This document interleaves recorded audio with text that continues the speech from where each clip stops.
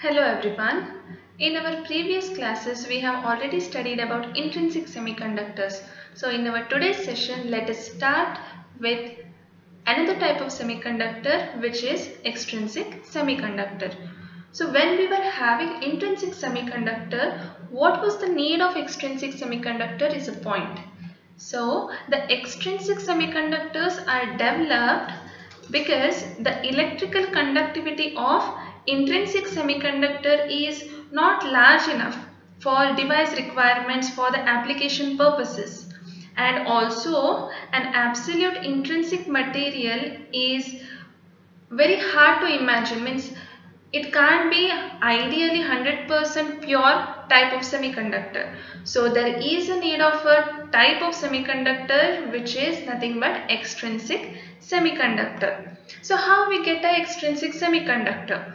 So the standard method of increasing the conductivity of an intrinsic material is to add suitable type of impurities.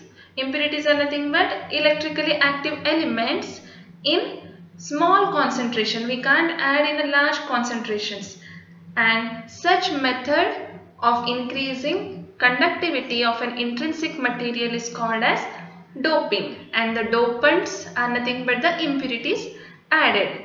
So in this manner we can change an intrinsic semiconductor into extrinsic semiconductor, that is we can increase the electrical conductivity as per our requirements for the application purposes. So the foreign dopant atoms in the crystal lattice mainly provide the charge carriers, and because they are providing the charge carriers, the electrical conductivity is going to increase. And then based on the type of the dopant added, extrinsic semiconductor can be classified into two types. One is N-type semiconductor and the second one is P-type semiconductor. Then let us see what are these N-type and P-type extrinsic semiconductors. First, let us see about N-type semiconductor. So N-type, N means something like a negative one. So in this type of semiconductor, the impurities or the dopants are added which increase the number of electrons in the conduction band, and such impurities are named as donor impurities, or those are called as donor atoms, which are going to increase the number of electrons, that is conduction electrons in conduction band. Which type of impurities? So these are the pentavalent impurities. Pentavalent means the outermost electrons or the valence electrons are equal to 5. That is 5 valence electrons are present in such type of dopants. For example, phosphorus, arsenic, antimony, etc. And these are generally belonging to the group 5 of the periodic table, which we generally say as group 5 elements, which represents 5 valence electrons. Like we can say arsenic, it is going to give out 1 electron, which is extra. And that's why, because of the presence of an extra electron from each of the atom, which is not involved in the bonding with the neighboring atoms, it is called as N-type semiconductor because electron is negatively charged. So this is about N-type semiconductor. So let us explain with an example. So these extrinsic semiconductors are obtained from intrinsic semiconductor only. So if we consider intrinsic silicon, we have already studied, it is having 4 valence electrons. So in that crystal lattice, if we replace one silicon atom by any of the pentavalent impurity like phosphorus, arsenic or antimony, here I have taken antimony, which is having 5 valence electrons. Out of the 5 valence electrons, 4 valence electrons are involved in covalent bond formation with 4 neighboring silicon atoms, so that it is going to form a octet structure, that is silicon is becoming stable.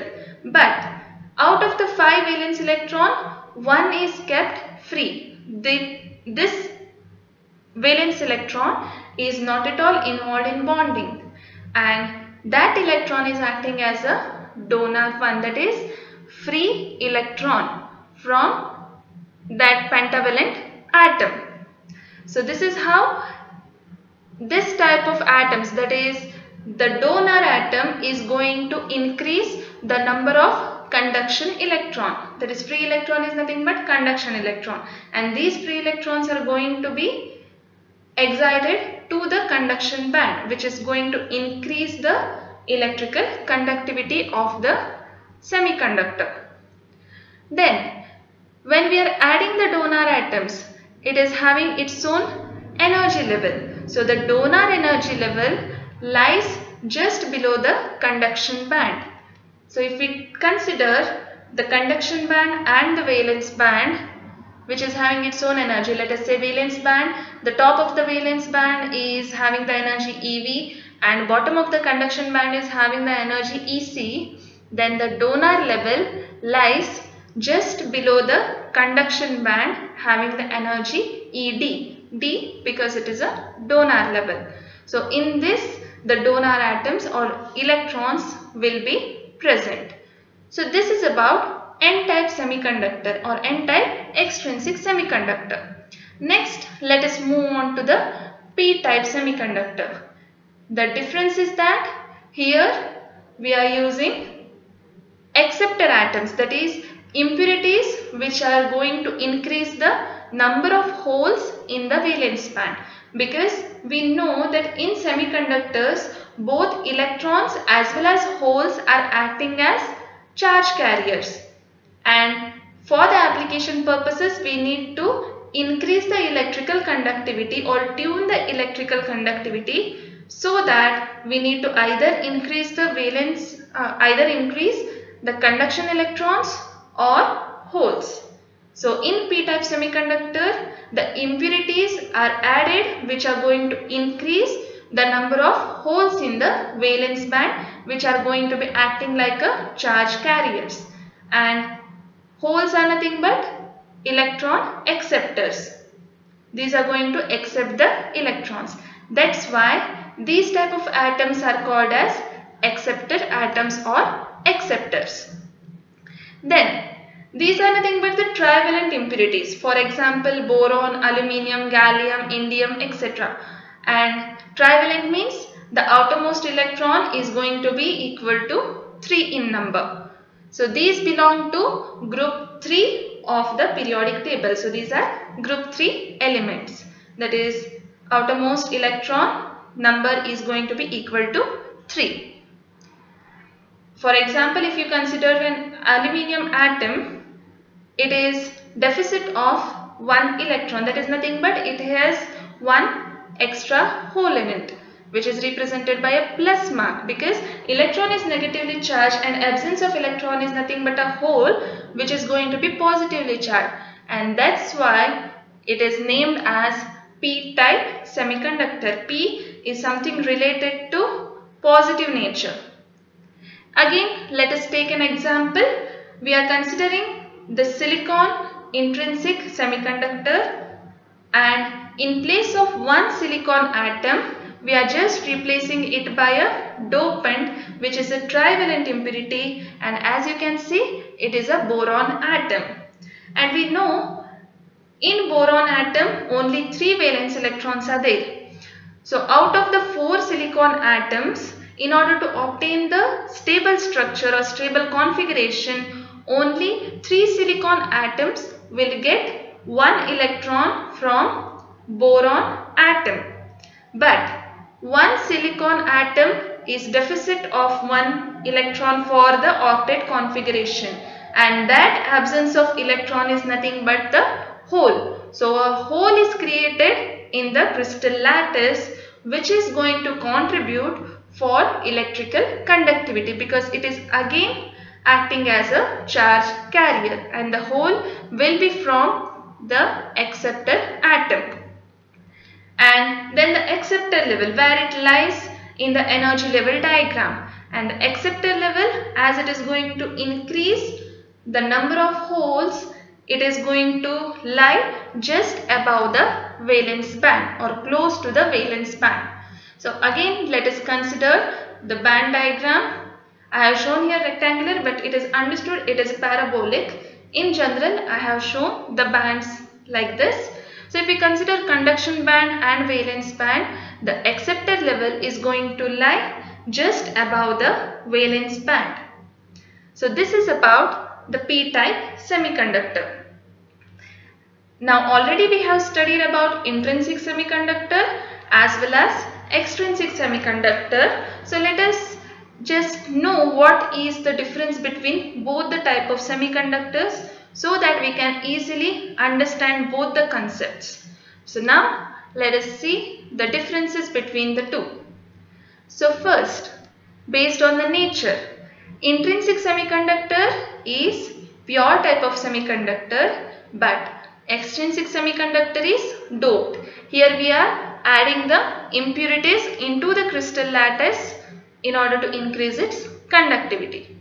That's why the second point is coming in terms of conductivity. Intrinsic semiconductors are having low conductivity, whereas extrinsic semiconductors have a better conductivity when compared to intrinsic semiconductors, and also the conductivity can be tuned based on the dopant concentration. Then we know that conductivity and resistivity are reciprocal of each other. So low conductivity means intrinsic semiconductors have high resistivity, whereas extrinsic semiconductors have lower resistivity.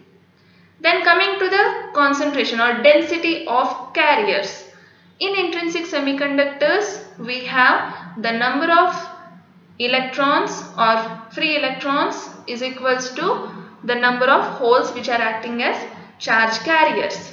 But in extrinsic semiconductor, it is going to depend on the type of dopant. If you consider n-type semiconductor, then number of electrons n is going to be greater than p. If you consider p-type semiconductor, there the dopant that is acting as an acceptor is more, that's why n will be less than p. So it is going to totally depend on the type of dopant which is involved in doping to give a extrinsic semiconductor. So here based on that we can understand about majority charge carriers and minority charge carriers. So the next difference is based on the same. Generally in intrinsic semiconductor there is no majority or minority charge carriers. Both are acting as same. That's why even if we consider anyone as majority or minority just for namesake, then their ratio is going to be equal to unity because both are equal. But in case of extrinsic semiconductors, majority charge carrier to minority charge carrier ratio is always greater than 1. If you take n-type semiconductor, majority charge carriers are electrons, whereas minority charge carriers are holes. But majority charge carriers are always more in number, that's why it is called as majority. That's why this ratio is always going to be greater than 1. Next, coming to the temperature dependence or how the electrical conductivity is depending in each type of semiconductor. So in intrinsic type of semiconductor, sigma, that is conductivity, mainly depends on temperature. That is, as you change the temperature or thermally agitate the semiconductor, more and more electrons from valence band will jump to the conduction band, so that n is equals to p is always maintained, but the numbers are going to increase. That's why sigma depends on temperature. But in case of extrinsic semiconductor, sigma, that is conductivity, depends on impurity concentration as well as temperature. As the temperature changes, no doubt the number of carriers are going to vary, but the main dependence of impurity concentration is major. That is, sigma mainly depends on impurity concentration or the number of dopants added into the crystal lattice. Then coming to the Fermi level. In intrinsic type of semiconductor, the Fermi level lies at the middle of energy gap at T is equals to 0 Kelvin, which we have already seen. But in case of extrinsic semiconductor, the Fermi level is going to depend on the type of the impurity. That is, in N-type semiconductor, the donor level is going to lie just below the conduction band and the Fermi level will be intermediate of conduction band and the donor level. Whereas in P-type, the acceptor level is just above the valence band and the Fermi level is going to lie intermediate of the acceptor level and the valence band at T is equals to 0 Kelvin. So this is another major difference between the two type of semiconductor. So then finally coming to the example, we have already studied, that is for intrinsic semiconductor we have silicon and germanium as the best examples, whereas any type of intrinsic semiconductor doped with any type of impurities come under extrinsic semiconductor itself. It may be doped silicon, doped germanium or anything, or even some of the compound semiconductors doped with some impurities like aluminium gallium arsenide. So these are coming under extrinsic semiconductors. So this is about the difference between the intrinsic as well as extrinsic semiconductors. So this is for today's session. Thank you.